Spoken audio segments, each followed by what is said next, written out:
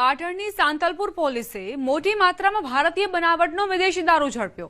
પીપળાળા checkpost નજીકથી 31,74,000થી વધુનો વિદેશી દારૂ ઝડપી પડાયો।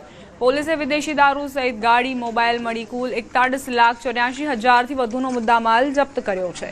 ટ્રેલરમાં માટીની આડમાં દારૂની હેરાફેરી કરાતી હતી। રાધનપુરથી કચ્છ તરફ દારૂ ભરીને જઈ રહેલ ટ્રેલરને પોલીસે ઝડપી પાડ્યું। સાંતલપુર પોલીસે વિદેશી દારૂ સાથે 2 શખ્સોને ઝડપી પાડ્યા।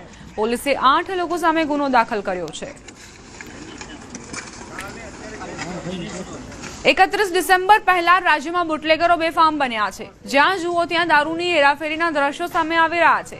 રાજકોટના આટકોટમાં એસએમસીએ મોટી કાર્યવાહી કરીને 2 કરોડથી વધુનો દારૂનો જથ્થો ઝડપ્યો। હોટલના પાર્કિંગમાંથી મસમોટો દારૂનો જથ્થો ઝડપાયો હતો। આ તરફ મહેસાણામાં સાંથલ પોલીસની મોટી કાર્યવાહી। 31 ડિસેમ્બર પહેલા સાંથલ પોલીસે દારૂનું કટિંગ ઝડપ્યું। બાતમીના આધારે રેડ કરતા 63 લાખનો દારૂ ઝડપાયો હતો। તો રાજકોટમાં તો